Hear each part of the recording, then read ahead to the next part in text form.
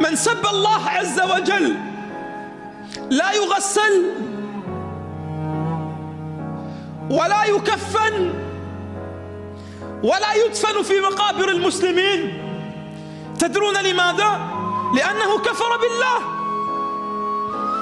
لأنه كفر بالله.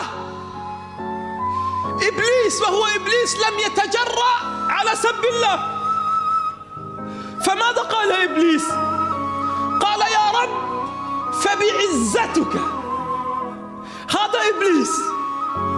ويأتي شاب من المسلمين ليسب الله، يأتي شاب من المسلمين ليظهر رجولته أمام أصحابه بسب الله.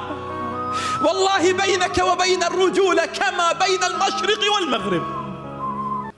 والله ليست رجولة أن تسب من خلقك ومن آواك ومن أطعمك ومن ألبسك، ومصيبة أن يسب والد الواحد منا فيغضب